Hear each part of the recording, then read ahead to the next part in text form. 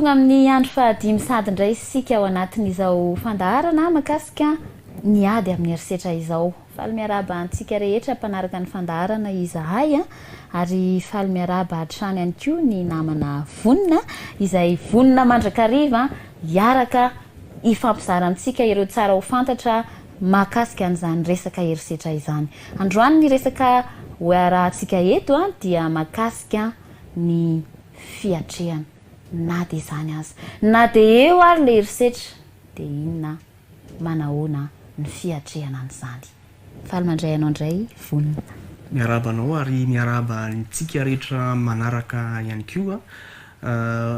Omaly dia noresahantsika nasio ireo zava-misy mampalahelo kanefa dia miseho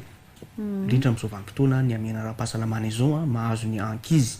Amin'ity aletritsika dia amantatra hoe inona tokony atao, aiza ny tokony ale ka ny fanazavana no omen'ny tompony raikitra eo anivon'ny fanjakana no andeha arahantsika mikasika izay lalakale raha misy trangana herisetra izay. Andeha aro arahantsika izany fanazavana izany.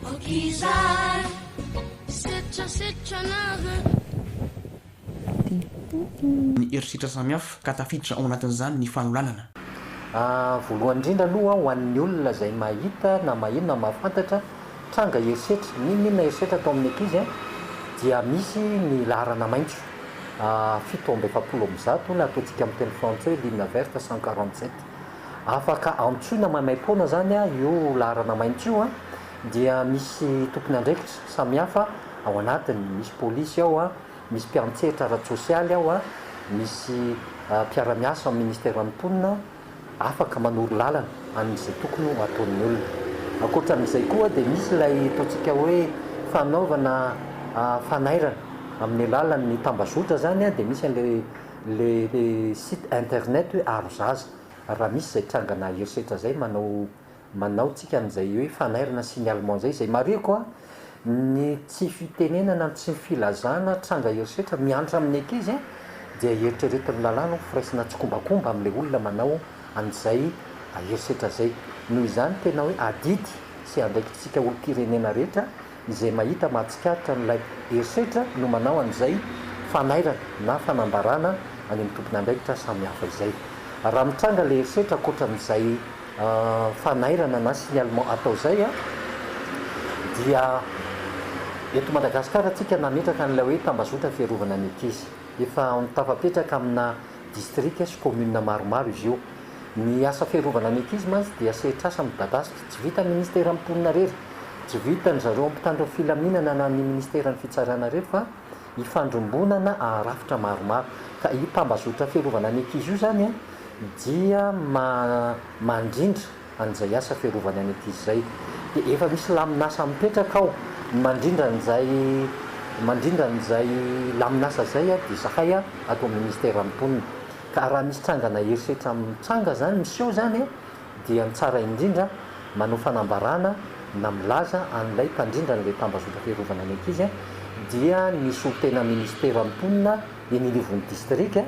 na anivon'ny faritra eny na aty amin'ny ministera voibe azy. Ankoatran'izay azo ale ihany koa ahafahantsika manao an'izay fanairana zay na any amin'ny fokotany na any amin'ny commune sy ny any amin'ny mpitandro filaminana na any anivon'ny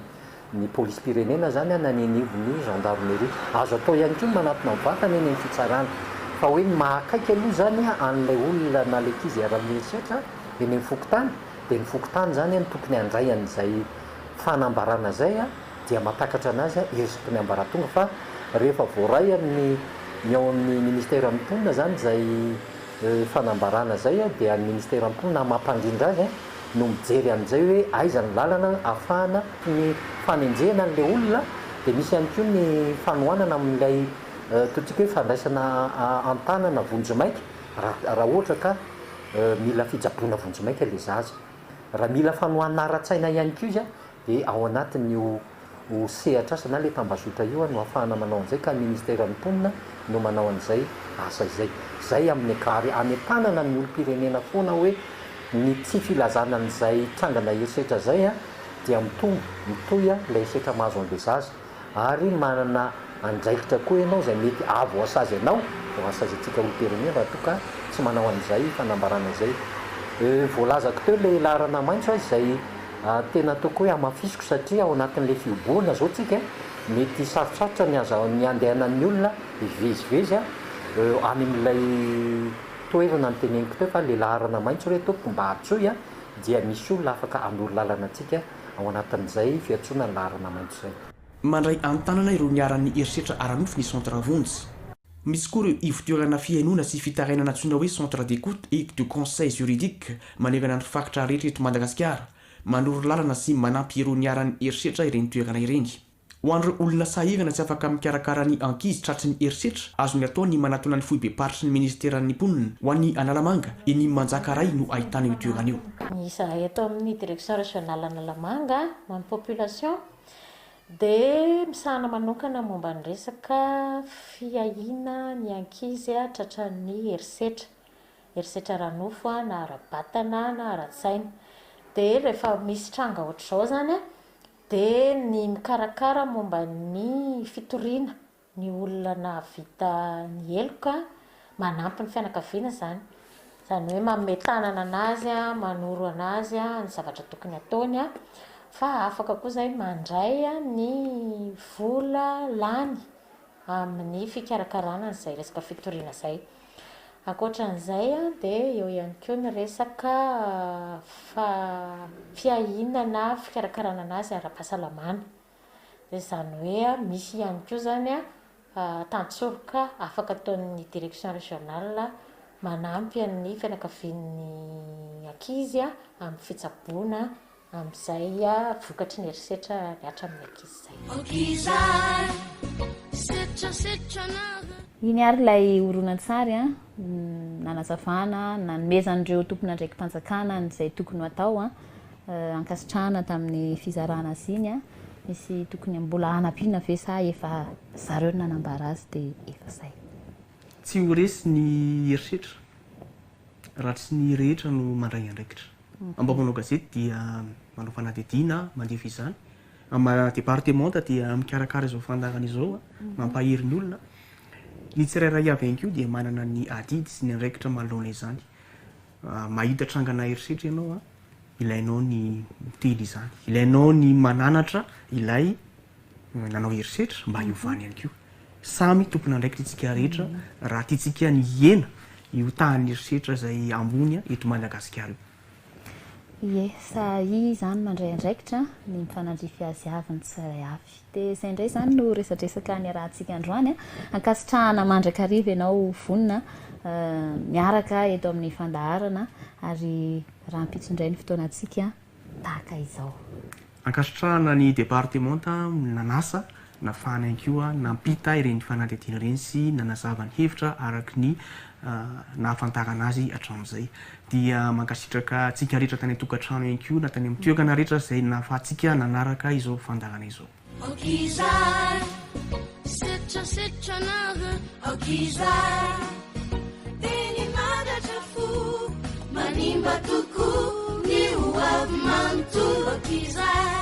dia tonga eo amin'ny tapany faharoa amin'ity andro fahadimy ity indray isika fa le mandray ny vatosoa miarahaba volasoa dia miarahaba ntsika rehetra zay manaraka sy manatrika ihany keo andeha hivavaka isika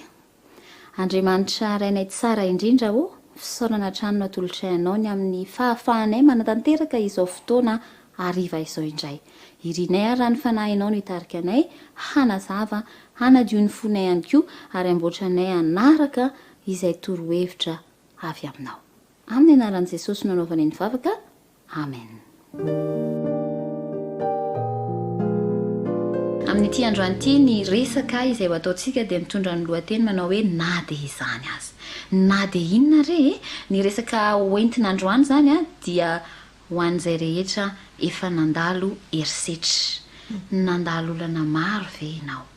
sa efa hiaran'ny erisetra mihitsy eo amin'ny fiainanao ao atokantrano ve sa avy amin'ireo namana amin'ny mpiara-miasa sa ny mpiara-mianatra sa eo amin'ny fiarahamonina mihitsy no misy erisetra eo amin'ny fiainanao na dia izany aza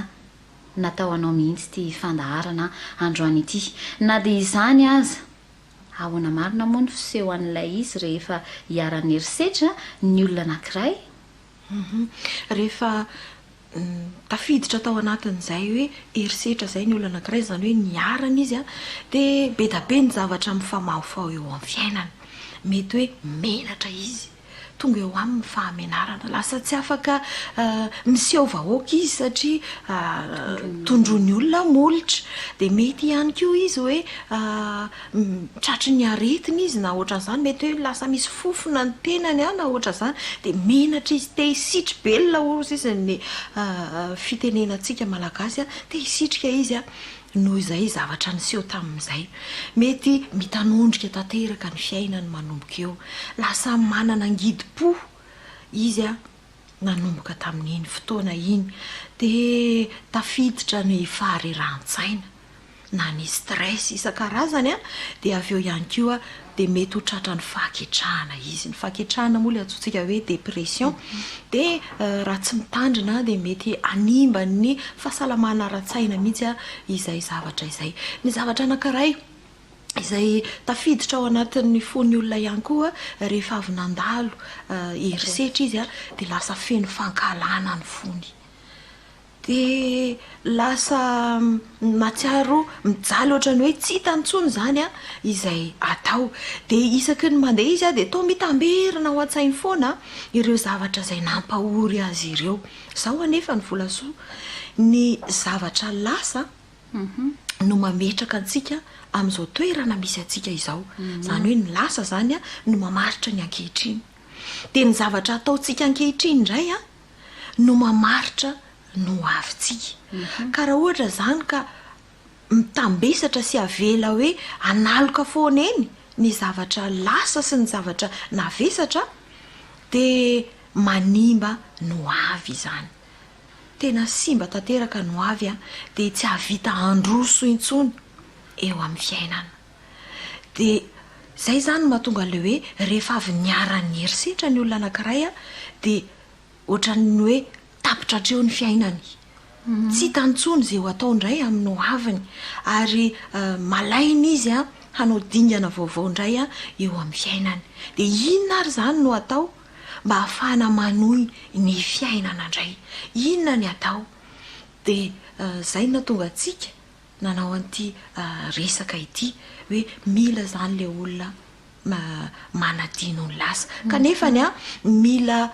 toe-tsaina izy io. Misy toe-tsaina tokony ananana ahafahana manao an'izany hoe fanadinoana ny lasa sy miatrika no avy izany. Manahoana volasoa izay toe-tsaina tena ilainy ny vehivavy na ny olona izay nandalo an'izany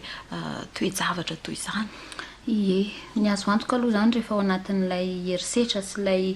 fahatsiarovana ho mangidy ao amintsika isika, dia maniry hanana fiadanana. Dia izay fahatsapana ty hanana fiadanana zay zany anosika antsika amin'ilay toe-tsaina tokony ananana. Dia ny toe-tsaina izay mahay mifehy ny fihetseham-po. Amin'ny teny frantsay moa dia lazaina hoe intelligence émotionnelle, tokony manana an'izay zany ny olona mba hahafahany miala eo amin'iny fahatsapana angidi-po iny a, dia miroso. Ka isika zany amin'ity hariva ity dia ampianana hoe andeha hikolokolo an'izay fahaizana mifehy ny fihetseham-po izay, na hoe manana intelligence émotionnelle ambony. Ka ny ilaina amin'izay zany a dia ianao manana faniriana aloha fiadanana anaty zany amin'ny fihetseham-ponao, dia ampiakatra an'io fifehezana ny fihetseham-po io. Ny tsara zany a dia voalohany aloha aza mitokatokana mihitsy, fa manjary lasa mitanondrika rery ao ianao. Dia tsara ihany koa zany tohanana ny vatana amin'ny ara-batana mihitsy zany a, mba hatanjaka amin'ny resaka sakafo, ny fanatanjahantena, izay rehetra mampiakatra ny hery ao anatinao ao. Ny ara-petsehi-po moa zany mazava ho azy dia tena ampiakarina tao ambony a ny moral moa zany ilazantsika azy, fa indrindraindrindra ny tena atao namana akaiky a dia Andriamanitra. Raha tsy nahay misafidy ny namana izay le hoe aza mitokatokana toy iny koa manko dia mety voamay hanimba, fa Andriamanitra zany, manana an'Andriamanitra mantsy isika ho namana akaiky sy ho fianteherana. Fa le fahatsapanao tianana fiadanana anaty no ataovy ambony mba hifehezanao ny fihetseham-ponao hoe za zany te hiala amin'izay angidi-po izay a, dia mandroso foana fa tsy tanondrika eto amin'ity toejavatra ity na dia mafy ary tsy hoe avelanao amin'izao fotsiny le toejavatra akory a araka ny fanadidinana raha antsika tao aloha misy ny tokony arahana amin'ny fotoana tokony anarahana azy fa ianao anefa tokony analan'le vesatra ao anatinao ao zay zany ny voalohany a mahafinaritra be izay zavatra izay dia araka ny voalazany volasoa teo hoe Andriamanitra zany a no atao namana voalohany satria izy no afaka hanampy antsika hanadino ireo lasa. Misy tenin'Andriamanitra afaka manampy antsika satria Andriamanitra mihitsy ny mampirisika hoe adinoana ilay lasa. Ny Isaia toko fahatelo amby efapolo Isaia toko fahatelo amby efapolo andininy fahavalo amby folo sy ny fahasivy amby folo. Ny Isaia toko fahatelo amby efapolo dia ny andininy fahavalo amby folo sy ny fahasivy amby folo manao hoe aza mahatsiaro ny lasa na misaina ny taloha. Indro izao efa nanao zava-baovao koa ankehitriny dia efa miposaka izany. Tsy alala izany va ianareo? Eny, any anefitra no anaovako lalana ary any amin'ny tanilao no asiko ony. Zany hoe rehefa adinoantsika zany le lasa miezaka tsika satria Andriamanitra miteny aza mahatsiaro ny lasa ozy fa anao zava-baovao izy ary le zavatra ohatrany sarotra teo ohatrany hoe tany efitra any ozy izy no asiko lalana asiny ony ozy izy any amin'ny tanilao. Zany hoe le zavatsarotra zany a no atao indray a ohatrany hoe nitsambikinana ery ahafahana nitsambikina indray a ho lasa zavatra tsara anankiray.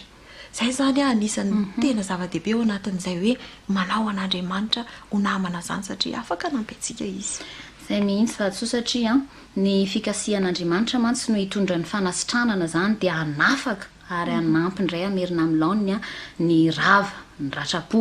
ny fihetsem-ponao sy ny gidim-po ao aminao zany hoe sorony dia averiny amin'ny laoniny indray ary mahafinaritra mihitsy moa zany ny tenin'Andriamanitra manamafy an'izany ka antsoina mihitsy sika hoe io Andriamanitra namantsika akaiky anampy antsika anadino lasa io dia avelao izy mihitsy ny anolo an'ilay fahoriana ao anaty ao izy mihitsy mantsy no miresaka ohatr'izany ao amin'ny soratra masina risy tsy miova ohatr'izay ihany. Zay mihitsy voalazan'ny Isaia toko faha 1:20 andininy fahatelo izay zavatra no resahan'ny volasoa zay. Isaia toko faha 1:20 andininy fahatelo dia hoy izy hoe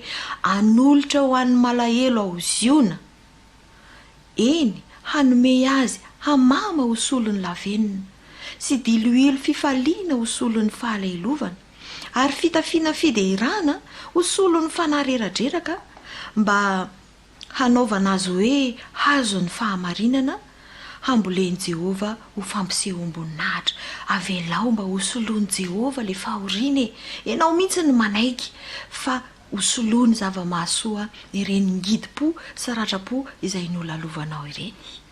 Dia ny olona zany rehefa miantehitra amin'Andriamanitra ohatr'izay dia lasa matanjaka sy be herim-po eo ampiatrehana ilay herisetra raha mbola mitohy aloha le izy na eo ampiatrehana an'le vokany mangidy ao aminao tao aorianan'le izy iny. Dia amin'izay fotoana izay ianao dia manana an'Andriamanitra tokonao sy aronao zany dia izay no mampahery ianao. Dia ianao zany manana heritreritra hoe za zany dia androso ihany satria Andriamanitra no ianteherako. Andriamanitra no manome hery ahy hiatrehana an'izao toejavatra zao ka ny ilaina mantsy ao anatin'ilay izy dia faharetana. Mila manana faharetana marary aloha le izy fa maharitra ianao dia ny tanjonao dia ny androso na eo ary le toejavatra averina ihany hoe tsy hoe saromanao le zava-nisy fa ianao ny manana fahatsapana mila mandroso. Ny tenin'Andriamanitra vatosoa sy sika namana dia milaza fa Andriamanitra dia tena eo akaikitsika ary raha izy no ianteherana dia tsy anana tahotra zany isika ao anatin'izay dia mba ovakitsika indray ny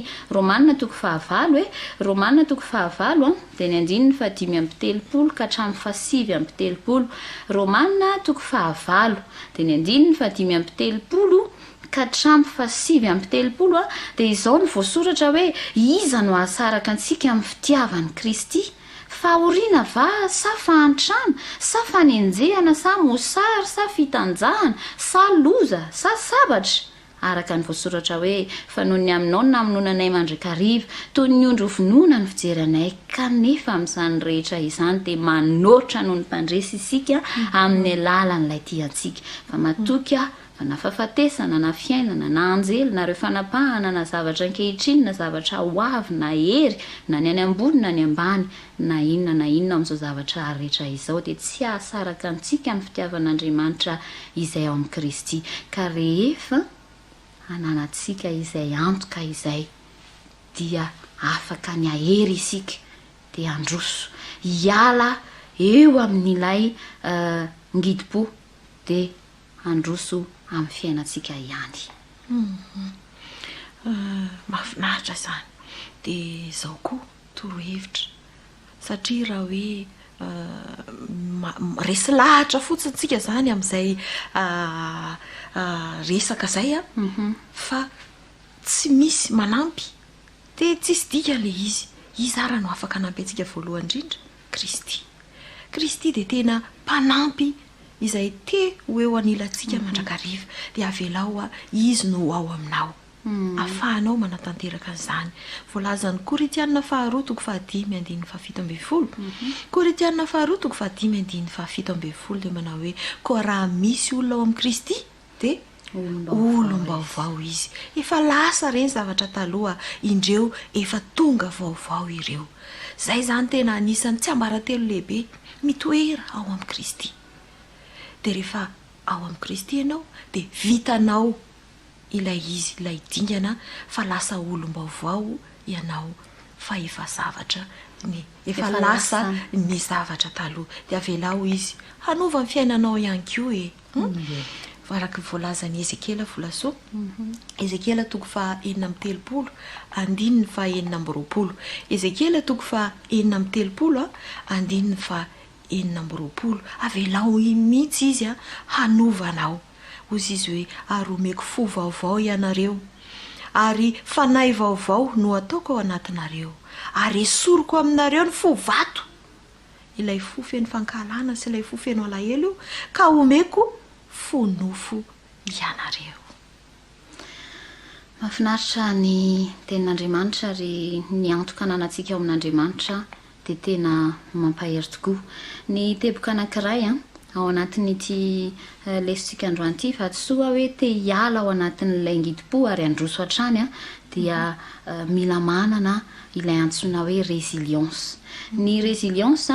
dia tsy misy teny malagasy mahadika azy tonga dia mivantana fa hoe manana herim-po zany ianao hiotra hatrany manoloana ny toe-javatra sarotra anankiray ianao dia ny ao an-tsainao dia za hiotra hiala amin'ity mety ao anatin'ny tontolo-kevitry nisy hoe fikirizana fa tsy ampy fa ianao le hoe miotra miala amin'ny toe-javatra sarotra dia ny fahafantarana nefa ny hoe Andriamanitra tsy lavitra eo akaiko izy vonona izy hanovany fiainako tonga vaovao indray afaka manovany foko izy ho lasa fonofo ary anana fitoniana sy fahasambarana indray dia miaraka amin'ny tana maherin'Andriamanitra manana an'izay hoe résilience na toe-tsaina tia hiotra foana zay na inona misy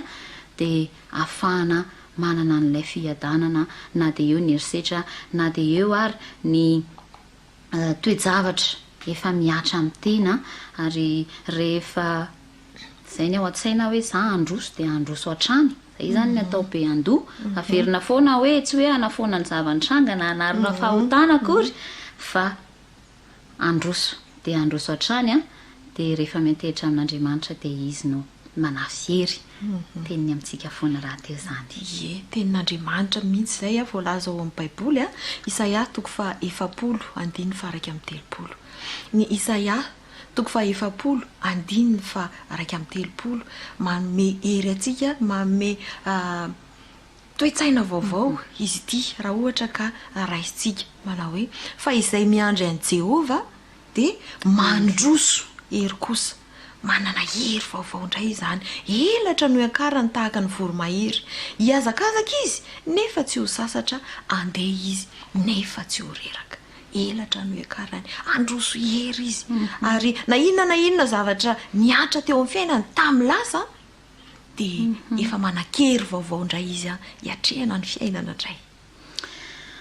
tsy hoe resaka fotsiny zany fa efa nisy ny nandalo tamin'ny toejavatra oatra izany ary nahita fahombiazana raha ny baiboly ny jerentsika dia betsaka ireo olona ary raha hoe vehivavy ary ndraisantsika dia be deaibe ny vehivavy efa nandalo herisetra nandalo toejavatra sarotra teo amin'ny fiainany ary nanaiky an'izay toetsaina hoe niandry an' Jehovah nanana toetsaina hoe hiotra dia nandresy izay ohatra hoe Riana ry Maria ilay vehivavy narary 12 taona ary misy koa ary ao na tsy vehivavy ary fa lehilahy ihany koa ohatra hoe ny apôstôly Paoly dia inge jerena hoe navy nataon'ny apôstôly ny navy niatra moa izany dia nataony nanoloanan'izay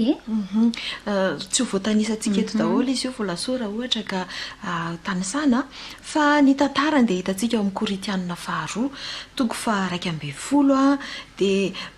ireo herisetra be da be izay nahazo anazy dia manomboka eo amin'ny andininy 7:20 ka hatramin'ny 7:30 be da be vaky sambo nokapoana nytoram-bato nenjehana zany rehetrarehetra zany ireo herisetra marobe izay hitantsika dia anisany hoe fa be tamin'ireny no nandalovan'ity apôstôly anankiray ity dia nefany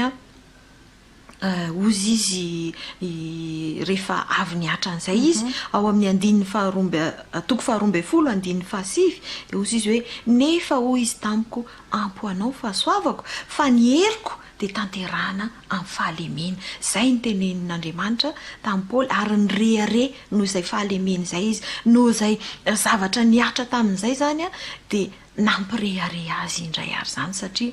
nanaiky izy fa ozy izy Andriamanitra tamin'ny ampy anao fahasoavako ny heriko hoy Andriamanitra dia tanterahana ao amin'ny fahalemena raha eketsika zany dia ho tafavoaka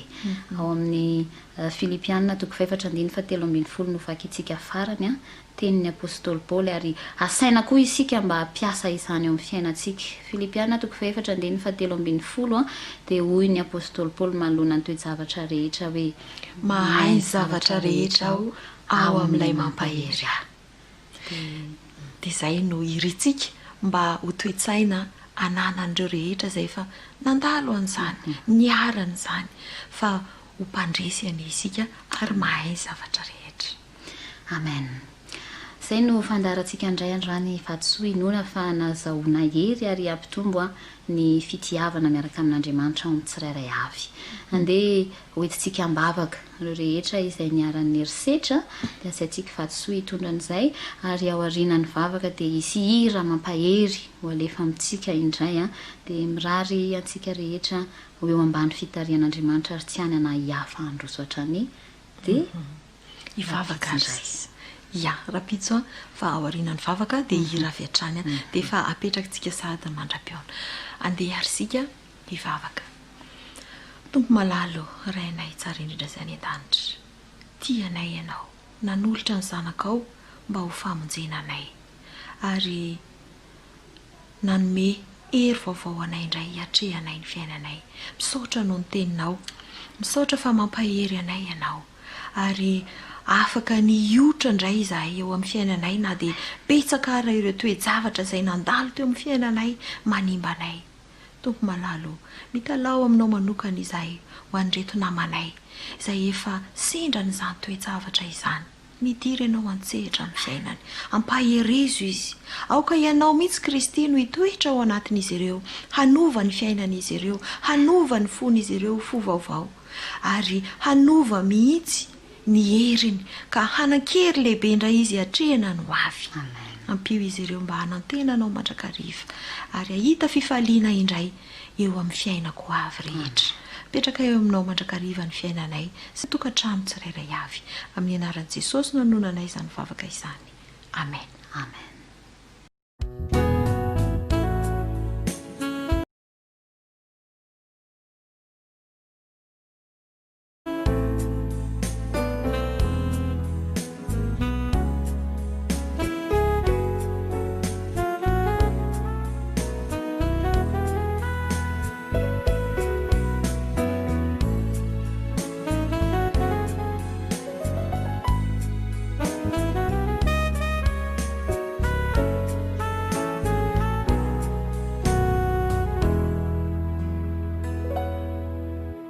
Misedra di sarotra ve ny fiainanao no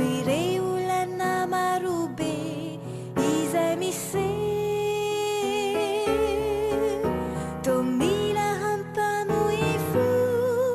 mampiseto ity misy vaolana lazaiko anao misedra dy sarotra ve ny fiainanao no ireny olana marobe izay misy tomila hampamoifo mampisento ity misy vaolana lazaiko anao haolay jesosy fa haolana hoaisio anao izy ilay fitiavana sy fiadanana raiso izy animo ovekeo mpamonjy anao de ho azonao antoka tokony ho avinao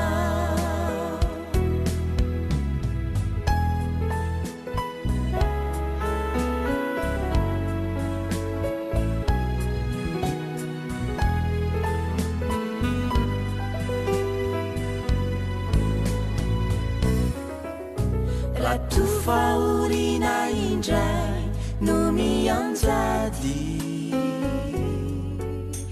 aretina sy aiai mandratra fo reo zavatsarotra manjo iainanao ity misy vaolana lazaiko anao haolay jesosy va haolana hoaisio anao izy ilay fitiavana sy fiadanana raiso izy anio oekeo mpamonjy anao de ho azonao antoka tokony ho avinao haolay jesosy va haolana hoaisio anao izy ilay fitiavana sy fiadanana raiso izy anio oekeo mpamonjy anao de ho azonao antoka tokony